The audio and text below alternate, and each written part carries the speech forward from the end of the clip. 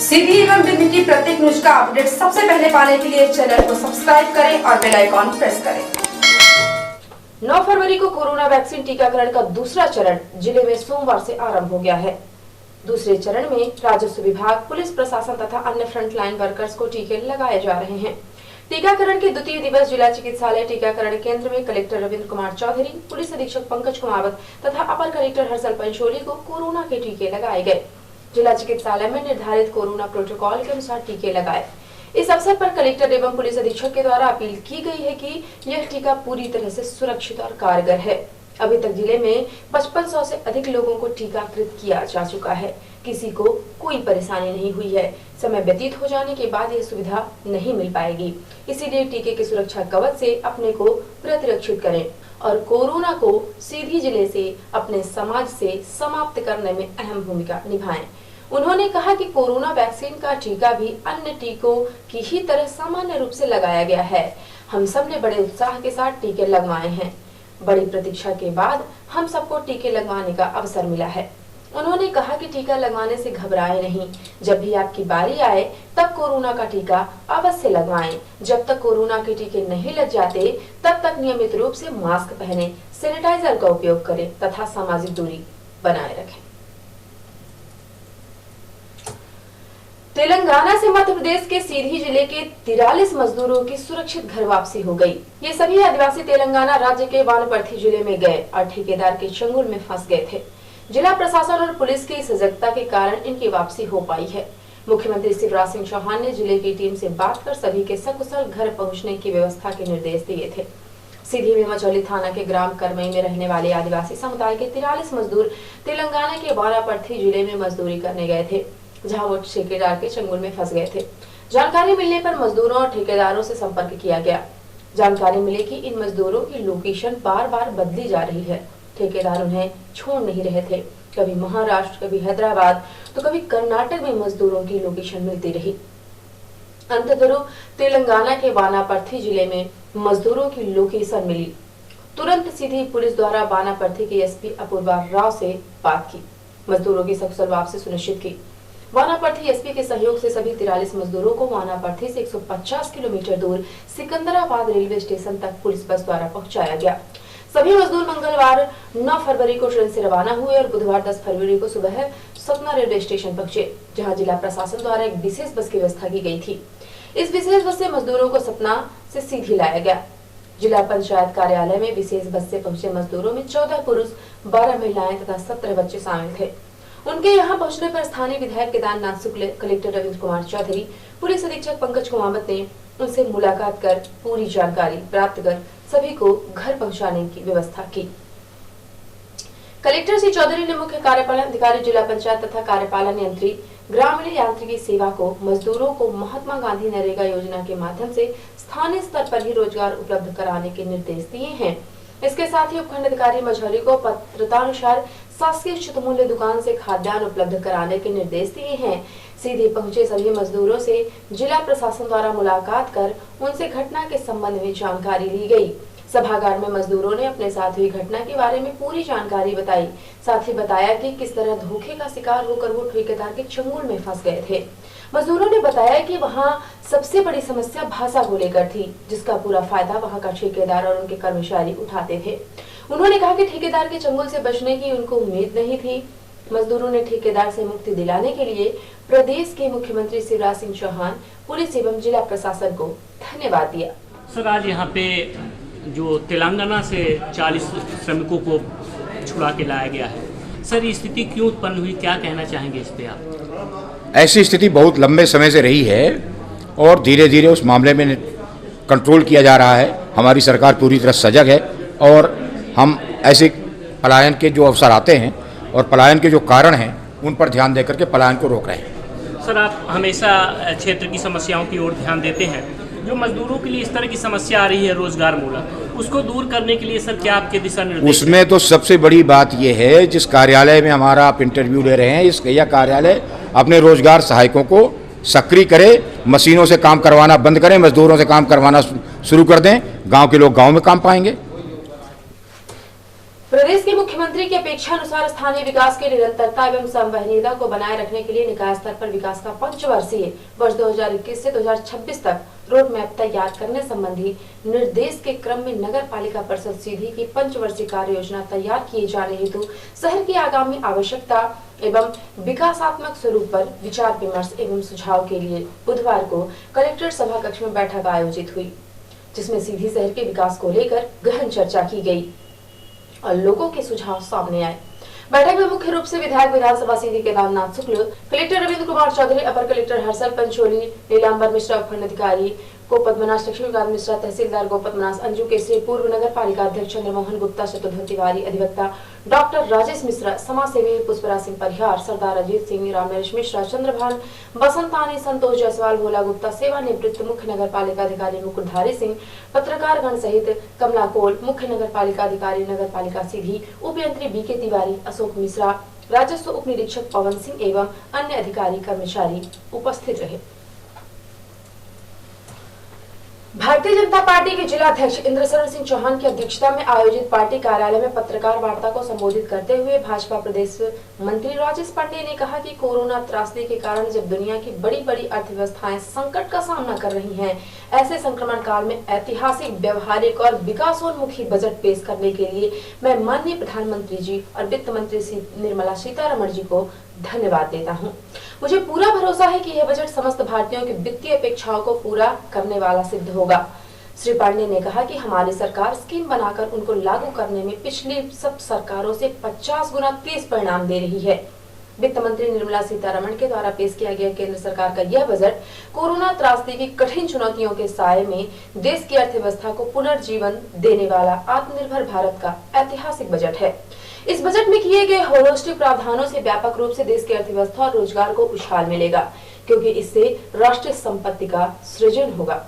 पत्रकार वार्ता के दौरान सिटी हलचल ने केंद्र सरकार के बजट की प्रशंसा कर रहे प्रदेश महामंत्री राजेश पांडे से सवाल उठाकर जब जानकारी चाहिए गई कि केंद्र के बजट में इस बार सीधी जिले की रेलवे लाइन और सीधी सिंगरौली सड़क मार्ग के लिए कोई विशेष ध्यान नहीं दिया गया, जिस पर वह सवाल से पल्ला झाड़ते नजर आए और कहा कि हमारी सरकार ध्यान दे रही है। लेकिन सिटी हलचल ने सवाल उठाते हुए कहा कि विगत 15 वर्ष बीतने के बाद भी अब तक सीधी सिंगरौली की सड़क क्यों नहीं बन पाई। जो रेलवे लाइन विगत कुछ वर्षों में बन जानी थी, वह इतने कई वर्ष गुजरने के बाद अभी भी नहीं बनी। इतना ही नहीं, अभी तक सभी लोगों को मुआवजा तक वितरित नहीं हो पाया, तो ऐसे में रेल लाइन कब तैयार होगी। आज आपने हम पत्रकारों को केंद्र सरकार के बजट की जानकारी दी, ये भी बताया कि मध्य प्रदेश सरकार को केंद्र के बजट से क्या क्या मिला है। सर, हम आपका ध्यान अपने इस जिले की ओर खींचना चाहेंगे, क्योंकि दुनिया को खाना मिले, रसगुल्ला मिले, मिठाई मिले तो ठीक है, अपने को जब भूखा आदमी महसूस करे, उसे कुछ न मिले, तो ये सारा बजट बेकार लगता है। हम बात करेंगे आपसे सीधी सिंगरौली रेल लाइन की, एक पैसे नहीं मिला है। अब क्या होगा? जो 5 साल का प्रोजेक्ट पूरा होने वाला था, वो अब जाके फिर से 10 साल में लटक जाएगा। दूसरी चीज, हम सीधी सिंगरौली रोड की मांग करेंगे, केंद्र ही बजट देगा। आज 15 साल से आपकी सरकार रही है इस प्रदेश में, और उस रोड का बजट भी निकला, बजट खत्म भी हो गया, रोड भी नहीं बनी। क्या कहना चाहेंगे? इस बजट को हम क्या करें? ताली बजाएं, थाली बजाएं, क्या कहें सर? नहीं, मेरी जानकारी में ललितपुर सिंगरौली के लिए 366 करोड़ रुपए रखे गए हैं। ये कब दिया गया है? ये कब दिया गया है? यह बजट में क्या दिया गया है? नहीं दिया गया। कटनी से सिंगरौली से कटनी को लेकर के कुछ नहीं दिया गया। नहीं, मेरी माननीय सांसद जी से बातचीत हुई है, उन्होंने बताया है कि बहुत सारा बजट में प्रावधान ललितपुर सिंगरौली के लिए रखा गया है। इस बार बाकी इस जिले का हाथ पूरी तरह से खाली है। बाकी आप विस्तार से सांसद जी के आने पर उनसे पूछ सकते हैं, क्योंकि संसद पर वो उपलब्ध थी, इसलिए उनसे आप चर्चा कर सकते हैं। लोगों को अपनी जमीन का मुआवजा तक नहीं मिला, जमीनें अधिग्रहित हो रही हैं, अधिग्रहित हो गई। सर, अब उनकी जमीनें भी चली गई, उनको कुछ मिल भी नहीं रहा है, न नौकरी मिल रही है, न उनकी जमीनों के पैसे मिल रहे हैं। ऐसे में सर कैसे काम चलेगा? बहुत अच्छा बजट है सर, मैं क्या कहूँ सर, आप बताएं सर। ये मैंने इस विषय में कहा कि इस विषय में जिलाध्यक्ष जी पर्याप्त विषय रख सकते हैं, और माननीय सांसद जी भी हमारा निवेदन है, आप हमें जानकारी देने आए हैं, आप प्रदेश के महामंत्री हैं, मैंने बजट की बात कर दी आपसे। मैंने कहा ना, यहाँ की सांसद जी सदन पर उपलब्ध थी, आप उनके आने पर विस्तार से उनकी चर्चा कर सकते हैं। मैं आपसे निवेदन करूं, इस जिले का जागरूक मतदाता, जरूरतमंद मतदाता आपसे अपेक्षा करता है कि आप इनके जवाब दें कि इस जिले का हाथ क्यों खाली है सर। हम विकास की मांग कर रहे हैं सर। मैंने कहा ना आपसे, मैंने कहा ना ललितपुर सिगरौली के लिए 366 करोड़ रुपए अरे सर अभी 2021-22 में प्रावधान रखा गया है, पूरा होगा सर। और यह सिगरौली से आपका जो कटनी है, इस रेल का दोहरीकरण के लिए भी 400 करोड़ रुपए रखे गए हैं। सिगरौली मार्ग कब बनेगा सर? मुझे लगता है 2023 तक यह पूरा हो जाएगा, ऐसा लगता है। दूसरा एक बात, पत्रकार वार्ता में प्रदेश कार्य समिति के सदस्य के तिवारी, युवा मोर्चा के प्रदेश मंत्री डॉक्टर विक्रम सिंह चौहान, आजीवन सहयोग निधि के जिला प्रभारी धर्मेंद्र सिंह परिहार, जिला मीडिया प्रभारी सुरेंद्र मणि दुबे, युवा मोर्चा जिलाध्यक्ष प्रमोद द्विवेदी, महिला मोर्चा जिलाध्यक्ष सरस्वती बहेलिया, संजय सिंह चौहान, अजीत सिंह चंदेल, लल्ला, विवेक सिंह चौहान, मनोज तिवारी, अमित सोनी, संदीप सिंह गहरवाल सहित प्रिंट एवं इलेक्ट्रॉनिक मीडिया के प्रतिनिधि उपस्थित रहे। जिला न्यायाधीश एवं जिला विधिक सेवा प्राधिकरण के अध्यक्ष वीरेंद्र प्रताप सिंह के मार्गदर्शन में दिनांक 10/2/2021 को शासकीय संजय गांधी महाविद्यालय सीधी के सभागार में विधिक साक्षरता एवं जागरूकता शिविर का आयोजन किया गया, जिसमें अपर जिला न्यायाधीश एवं सचिव जिला विधिक सेवा प्राधिकरण सीधी DL सोनिया द्वारा राष्ट्रीय विधिक सेवा प्राधिकरण नई दिल्ली तथा मध्य प्रदेश राज्य विधिक सेवा प्राधिकरण जबलपुर की विभिन्न जनहितैषी योजनाओं के अंतर्गत बच्चों को महत्वपूर्ण विधिक सेवाएं, बच्चों के संवैधानिक अधिकार एवं किशोर न्याय, बालकों के देख रेख संरक्षण अधिनियम 2012, बाल विवाह निषेध अधिनियम 2006 के संबंध में जानकारी दी गई। इस तरह जिला विधिक सहायता अधिकारी अमित शर्मा के द्वारा निःशुल्क विधिक सहायता के अंतर्गत जानकारी देते हुए बताया गया कि ऐसा प्रत्येक व्यक्ति जो अनुसूचित जाति जनजाति का सदस्य है या 18 वर्ष से कम उम्र का बालक है या पुलिस अभिरक्षा में है या महिला है या उसकी वार्षिक आय 2 लाख से कम है, को जिला विधिक सेवा प्राधिकरण द्वारा न्यायालय में प्रतिनिधित्व करने हेतु निःशुल्क विधिक सेवा सहायता प्रदान की जाती है। उक्त अवसर पर महाविद्यालय के प्राचार्य डॉक्टर अवधराज सिंह, प्राध्यापक doctor KS Netan, doctor Anil Singh, doctor RP Singh, doctor Ramleela Sharma सहित महाविद्यालय में अध्ययनरत छात्र छात्राएं उपस्थित रहे। साक्षरता शिविर में आभार प्रदर्शन संजय गांधी के महाविद्यालय के प्राचार्य डॉक्टर अवधराज सिंह के द्वारा किया गया। और अब पेश है प्रादेशिक हलचल। बैकफुट पर मध्य प्रदेश सरकार 1 अप्रैल से लागू नहीं होगी नई आबकारी नीति, निकाय चुनाव के बाद फैसला। मध्य प्रदेश में हर बिजली उपभोक्ता 25,000 कर्जे में बिजली कंपनियों को 6 साल में 36.812 करोड़ का घाटा भरपाई के लिए बिजली महंगी करने दायर की याचिका। सागर में भाजपा नेता ने लगाई फांसी, किचन में फंदे पर झूलता मिला भाजपा पूर्व मंडल अध्यक्ष का साथ।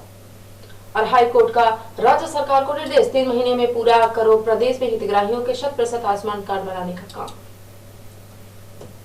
और अब पेश है राष्ट्रीय हलचल। मोदी के भाषण में 8 बार हंगामा, लोकसभा में पीएम बोले किसानों के पवित्र आंदोलन को आंदोलन जीवी अपवित्र कर रहे हैं। पिता के नक्शे कदम पर बेटा, 1988 में पिता महेंद्र टिकैत ने राजीव गांधी को झुका दिया था। 21वीं सदी में बेटा राकेश मोदी सरकार के सामने डटा। चीन ने कहा LAC पर चीन भारत के सैनिकों ने पीछे हटना शुरू किया, 9वें दौर की बातचीत में सहमति बनी थी। और चमोली हादसे पर ग्राउंड रिपोर्ट, यूपी की एक तहसील के 33 लोग लापता, इनमें 16 एक ही गांव और 5 एक ही परिवार के। और अब पेश है प्रमुख हलचल। कलेक्टर, पुलिस अधीक्षक सहित फ्रंटलाइन वर्कर्स को लगाए गए कोरोना के टीके। अभी तक जिले में 5,500 से अधिक लोगों को किया गया टीकाकरण।